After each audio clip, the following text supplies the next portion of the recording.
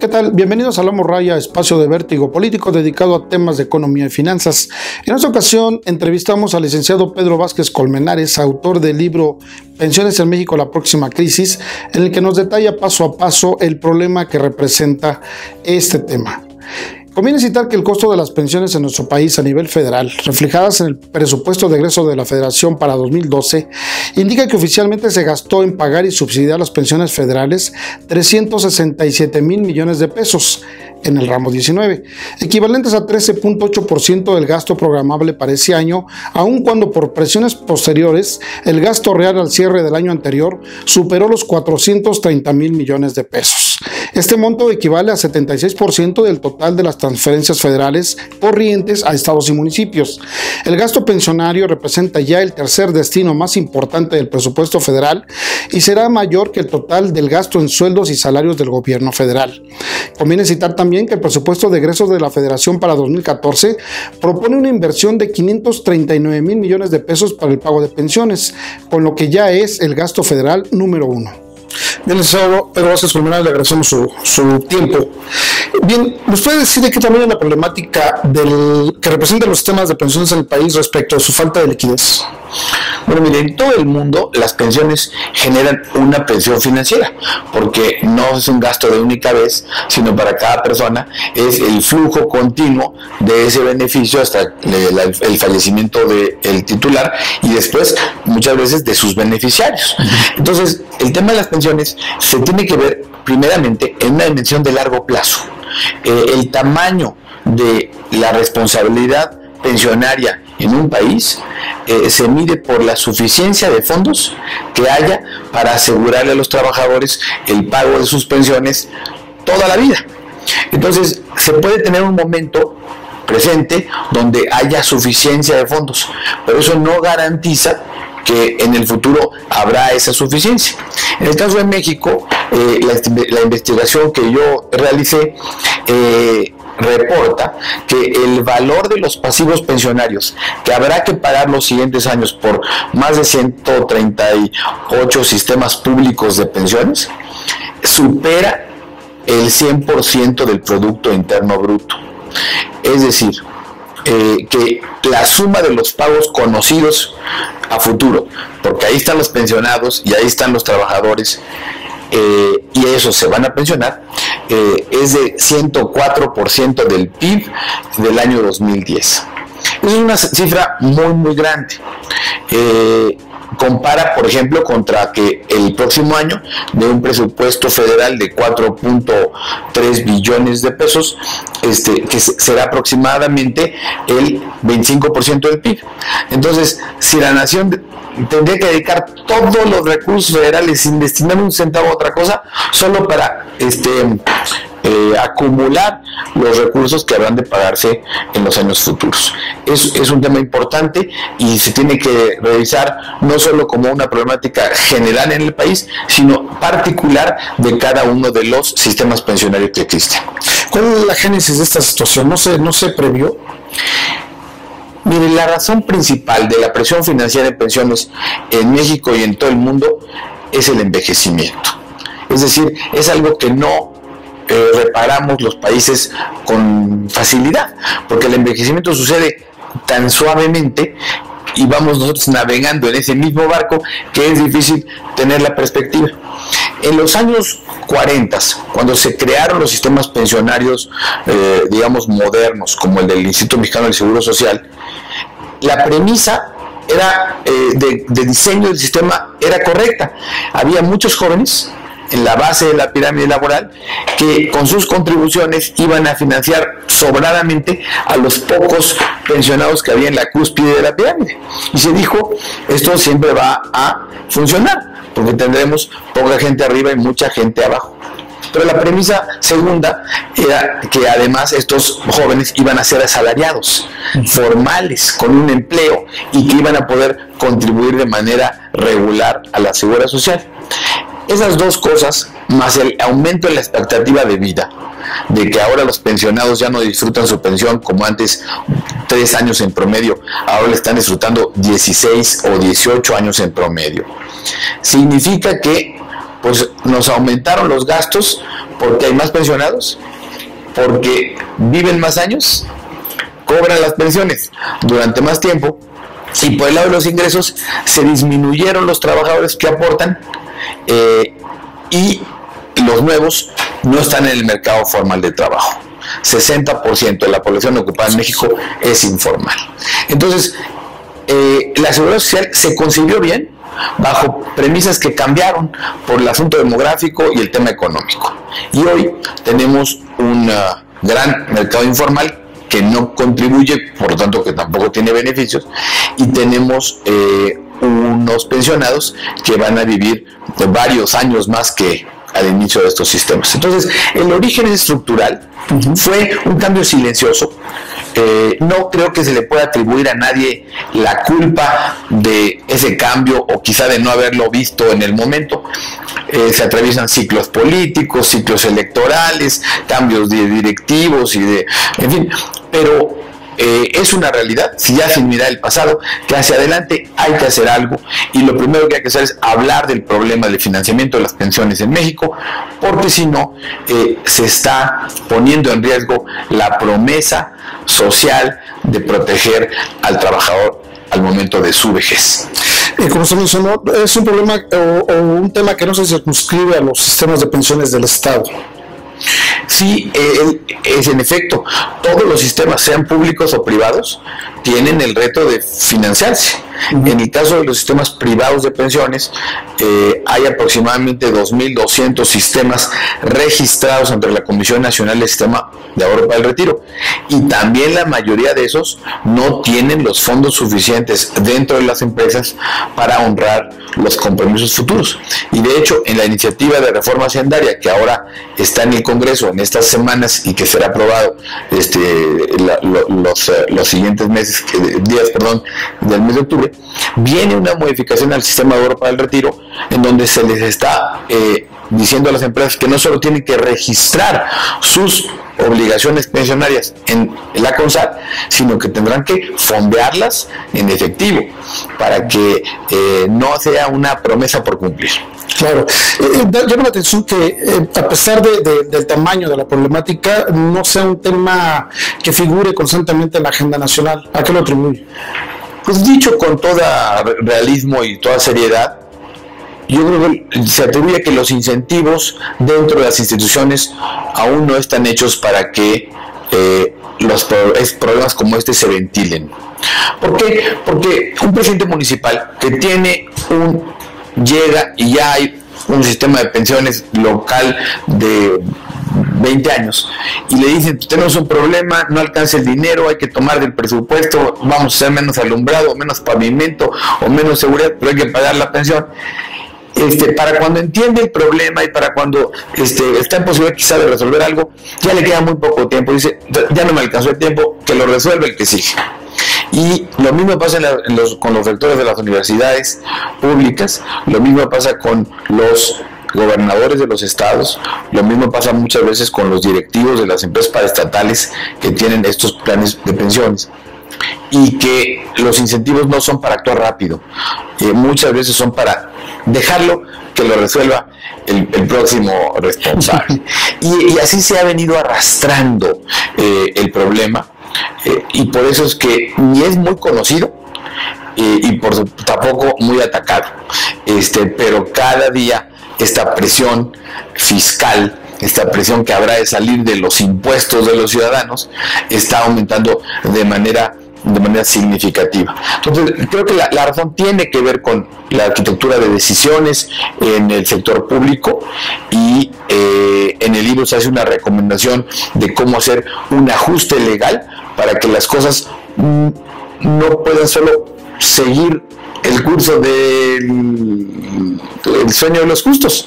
No. Creo que se requiere de una obligación legal mucho más firme para poder hacer que las decisiones sobre corregir ingresos y gastos se tomen a tiempo. ¿Puede decirse que es una auténtica bomba de tiempo para las finanzas nacionales? Es una bomba de tiempo en conjunto, y desde otra perspectiva es un campo minado de muchas decenas y decenas de bombas de tiempo en pensiones. Si nosotros ahorita nos metemos al internet y buscamos pensiones en el mundo, vamos a ver cómo en este momento del año 2013 hay discusiones serias de fondo de reformas pensionarias en el Uruguay y en Colombia y en Perú y en Japón y en Turquía y en Tailandia y por supuesto en los países europeos. Si hacemos lo mismo para los estados en México, vemos que hay noticias de presiones, de dificultades pensionarias muy serias en el estado de Morelos, en el estado de Querétaro, en la Universidad Autónoma de Colima, en el ayuntamiento de Oaxaca, que no han hecho las reformas. Pero como cada uno de estos sistemas está fragmentado, es decir, funciona independiente de los demás. Entonces lo que pase en un sistema de pensiones estatal o municipal está aislado y pues alguien puede salirse con la suya de que mejor no se sepa y mejor heredo el problema para el futuro.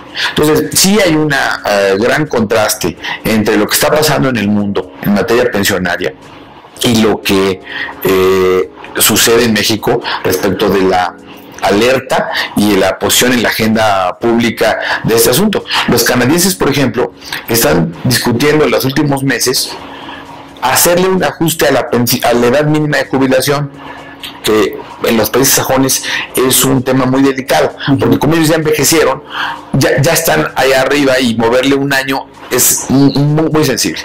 Pero están diciendo, vamos a moverle un año más a partir del año 2027, un mes cada año durante 12 años.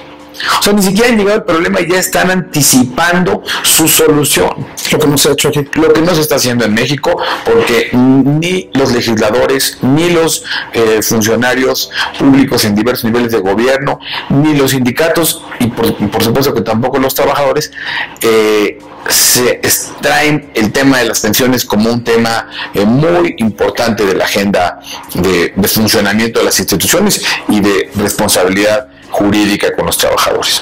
Licenciado, ¿en qué consiste la regla de orden de la seguridad social a lo que usted se refiere en su libro Pensiones en México, la próxima crisis? La regla de orden es, en mi opinión, la primera y más importante medida que hay que tomar para refinanciar a la seguridad social. La regla de orden, en concreto, dice, es la propuesta, que para determinado año, digamos el año 2020, la Constitución establezca en el artículo 31, que es el que nos impone a todos la obligación de contribuir con los impuestos, que ahí diga que los impuestos que paguemos los ciudadanos no podrán ser utilizados para subsidiar planes privados de pensiones. Porque actualmente el subsidio de estos sistemas, la supervivencia de estos sistemas desfinanciados, la estamos pagando los contribuyentes que ni siquiera somos beneficiarios de esos sistemas. Usted y yo y muchos de los que están escuchando este programa, con sus impuestos comunes y corrientes, estamos subsidiando planes de pensiones en Petróleos Mexicanos, en el Instituto Mexicano del Seguro Social, en la Comisión Federal de Electricidad, en el gobierno de Veracruz, o en muchos ayuntamientos o universidades autónomas en los estados. Entonces, eso es un asunto fiscalmente muy injusto, porque quienes aportamos no tenemos ningún beneficio de regreso. Quienes deben ser los responsables de discutir, de analizar, de estudiar el ámbito de su solución, tienen que ser los propios beneficiarios, los propios participantes, y entonces que sean los rectores con sus sindicatos y los trabajadores, y los gobernadores con sus sindicatos y sus trabajadores, y así a todos los casos, los que concurran en un esfuerzo de solución, pero no esperar, como es ahorita, que alguien se encargue de resolver el problema, porque Dios provee, pero no para pensiones. Claro. Ahora bien, al parecer hay marcadas desigualdades entre los sistemas del propio Estado, es decir, una dependencia tiene más ventajas que otra, ¿no? Hay otra característica que bueno que la señala de la inequidad de los sistemas de pensiones. No solo viven de prestado la mayor parte de estos sistemas, sino que además tienen beneficios altamente desiguales.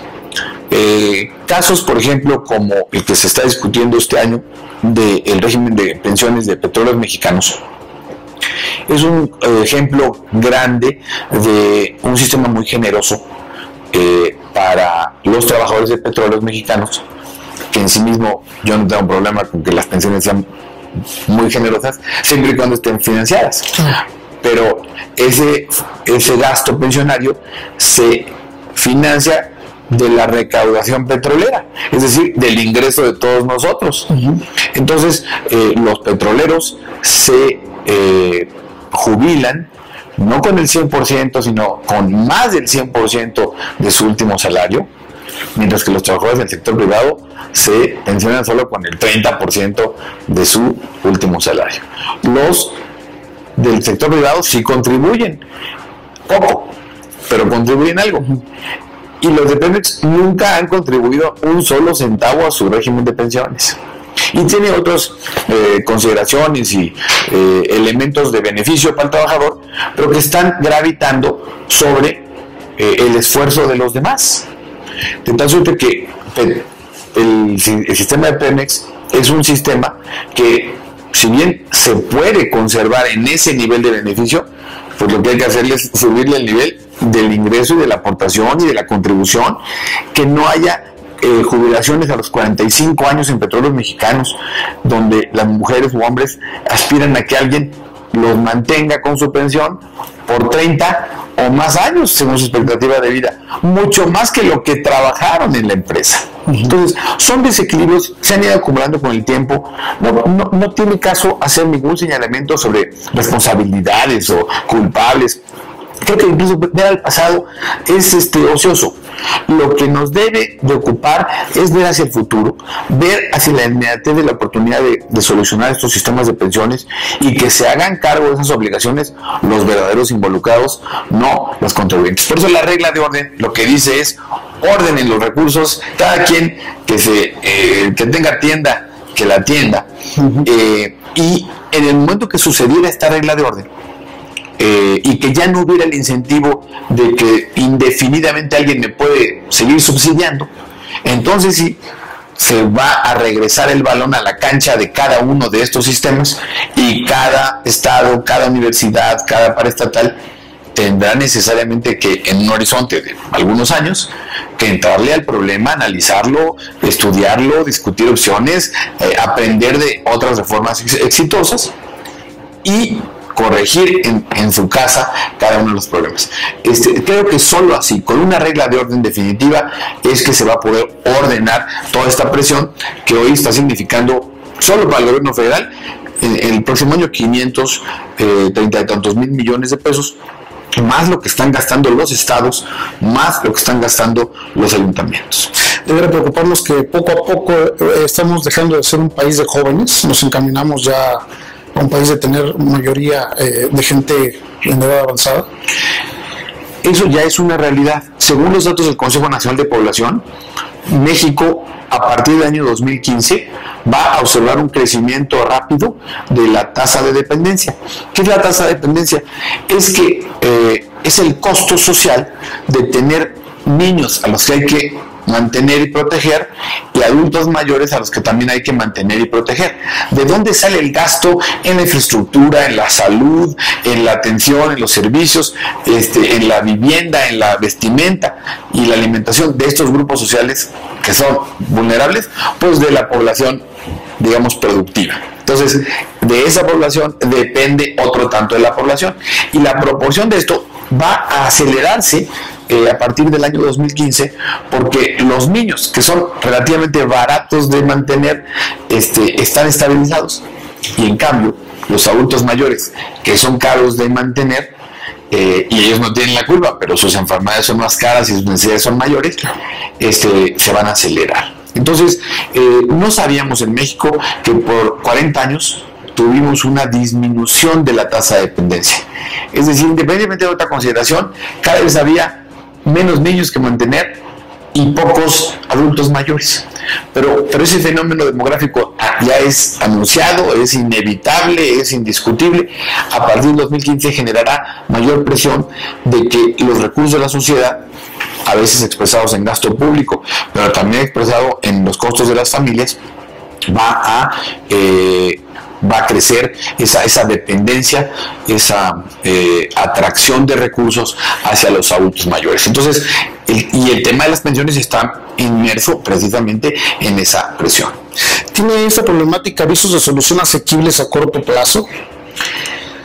Sí, yo soy optimista de que sí tiene visos de solución, pero que el requisito número uno, absolutamente sin equivocarme, es que los trabajadores estén enterados de la verdad. Porque cuando a un trabajador, a una familia, a un padre de familia, le dicen la verdad, por ejemplo, de una enfermedad, pues están dispuestos a tomar decisiones, a actuar en consecuencia, a enfrentar el asunto. Pero nadie puede resolver lo que no conoce o no cree que es un riesgo. Entonces, el elemento número uno el eslabón número uno de la cadena debe ser el de la divulgación. Por eso celebro que ustedes tengan esta intención de apoyar la discusión y ventilar este asunto en el país, que la verdad es que es un asunto de todos, no solo de los que están jubilados para que les acaben de pagar su pensión, sino de los trabajadores que están en la fila esperando que al llegar al momento de su retiro alguien les pague. Y también es un asunto de los niños que luego serán trabajadores, y es un asunto de los contribuyentes que hoy están subsidiando a los que no deberían estar subsidiando. Entonces es un asunto que nos atañe a todos. Yo sí soy optimista de que se puede. No es un problema de orden técnico o financiero.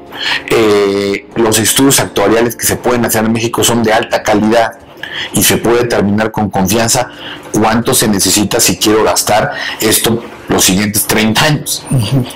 El tema más bien es de sensibilidad política.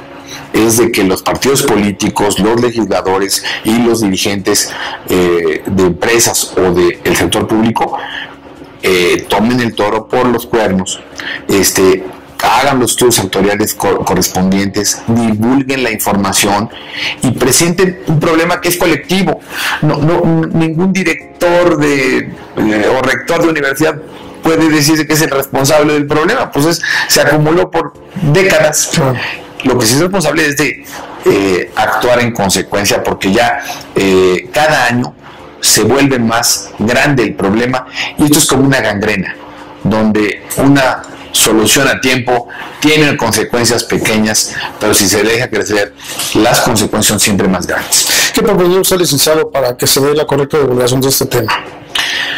Bueno, hay un ejemplo que a mí me gusta mucho compartir en las conferencias o en algunos artículos que escribo sobre el tamaño de las pensiones, y que alerta mucho del problema. Si nosotros dividimos el presupuesto federal del año 2013 entre 365 días y entre 115 millones de mexicanos, nos da el presupuesto diario por persona.